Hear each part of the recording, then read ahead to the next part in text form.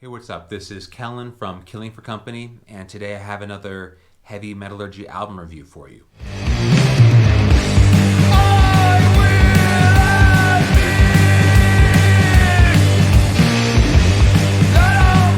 So I'm going to be talking about the fourth full length from Newcastle's Pigs, Pigs, Pigs, Pigs, Pigs, Pigs, Pigs. I think I got that right. Or Pigs times 7.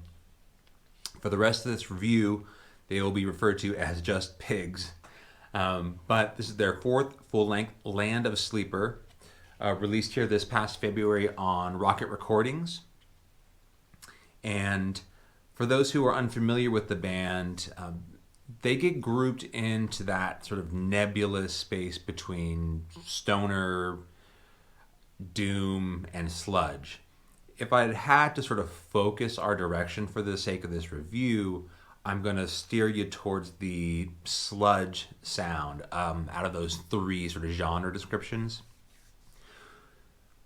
What's interesting about this band is if you sort of zoom out and look at the sort of broader spectrum of the origins of where those genres come from, Pigs is equally indebted to a band like Motorhead as they are Black Sabbath, meaning there's some sort of punk or rock leaning to their sound that probably sets them apart from a lot of the bands that you would immediately associate with sludge. They're more, I would say, identifiable sort of, what do you want to call it, raw material source resides in a band like Melvins, as opposed to Caius, Electric Wizard, or I Hate God. So Melvins is going to be sort of your foundational element to where we understand their sound, which shouldn't surprise anyone. If that's sort of home base, sort of the other aspect that has really catapulted this band into sort of a crossover appeal outside of the metal scene is their sort of link to more aggressive experimental rock bands. So if you sort of follow that thread, it sort of pulls you towards the likes of Swans or Jesus Lizard. That's important to keep in mind because while a peripheral influence for this band, it's always informed some element of their sound, and I think is why a lot of the fans come back to what they're offering. It's a little bit less predictable than what you hear traditionally with bands who are called stoner sludge. So their 2020 release, entitled Viscerals, was the record that really catapulted the band into a little bit of limelight and put them on my radar personally. That record, when you compare it to Land of Sleeper, follows a similar trajectory that the band has gone through over the past 4 records, which is their less sort of sprawling affairs, a little bit more focused, concentrated energy. The past 2 records have been 40 minutes, more or less, 8 tracks, all around that same sort of time span, as opposed to their first record, which was 3 tracks long, some of them over 10 minutes. So if that gives you a sense of direction as to where this band is heading, upbeat, energetic sludge that's got plenty of sort of art rock and punk to their sound. So for people who are jump in, the lead single, Mr. Medicine, is going to be a great introduction and brings to mind immediately some of the sort of warm and aggressive woolly heat that you would get from a band like Torch from the past. While equally heavy as they are in sort of infectious, immediate, enjoyable to listen to, Mr. Medicine as the lead single was a perfect choice.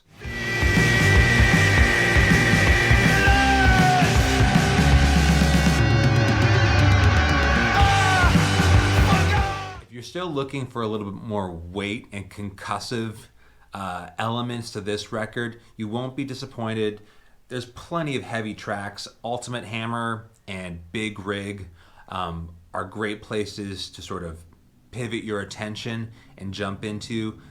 They're going to give you that sort of sludge and slightly doom-laden kind of structure and weight for people who want this to remain, first and foremost, a metal record.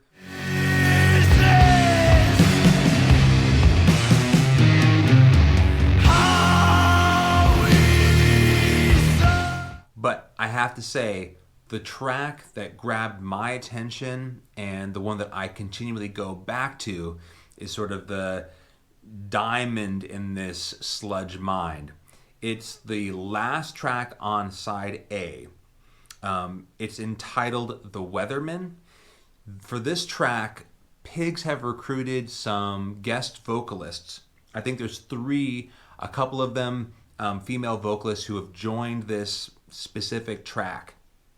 And you get this sort of rippling, sparse arrangement where there's a clean guitar, some sort of piano slightly buried in the mix, and then a kind of drum toms that circle around this siren call, right? These clean, chanting, sung vocals that dominate the refrain before all of a sudden we get, your siren comes in for the kill, doom riffs jump in, crush you to death, right? It's one of the more interesting arrangements on the entire album. As a band, I think it also shows a little bit of growth in terms of dynamic range between sort of warm, immediate sludge kind of tracks, the punishing stuff that you should know and expect from a metal record. This side of their sound is a bit unique in the landscape and should prove to be an immediate sort of point of recognition and place that you would want to return on a record to sort of examine and compare and contrast relative to the rest of Land of Sleeper.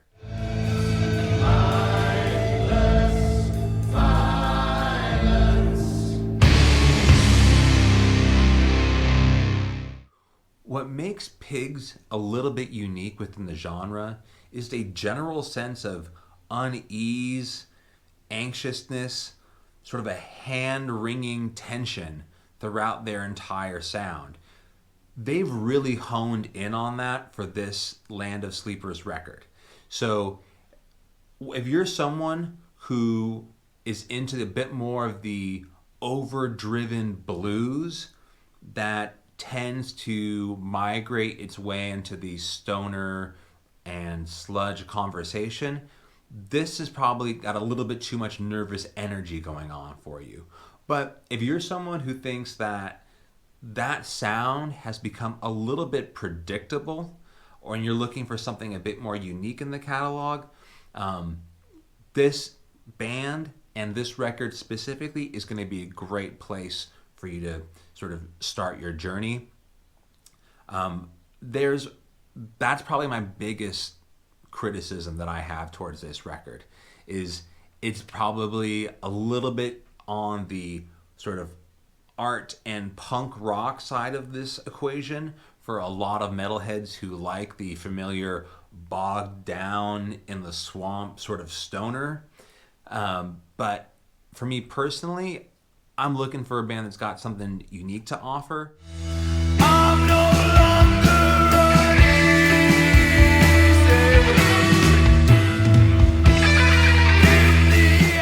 Peers like Elder have definitely ventured closer and closer towards progressive rock and metal. Another one that comes to mind is King Gizzard and the Electric Wizard, who are completely unpredictable to their credit. Pigs, for me, has continued to focus and walk a specific line, starting at something a little bit more rooted in traditional sludge and stoner, and venturing further into more economical songwriting, better focused ideas, and creative arrangements. I really have nothing to criticize this record for. It's an absolute success given the band's catalog. It may not be heavy enough for some metal fans, but for those who want something a little bit less traditional to their stoner and doom affair, it's an absolute success. One of my favorite records here in 2023. If you're a fan of this band, this record will not disappoint. If you're new to them, it's a great place to start. All right, so for my call to arms recommendation, Sacred Outcry. Towers of Gold is out here in May. This is their second full length. It's an interesting band. They had their first was almost 2 decades in the making. The band formed around 2000. All sorts of delays and issues kept them from releasing the first record. It comes out in 2020. It's a major success. It's a blend of European power metal and American epic heavy metal. Anyway, you can absolutely guarantee that I will be reviewing it here for Heavy Metallurgy. Cannot wait. Go check that out. Keep your eye out for Sacred Outcry, Towers of Gold. Until next time, thank you so much for watching. I'll see you guys later. Bye.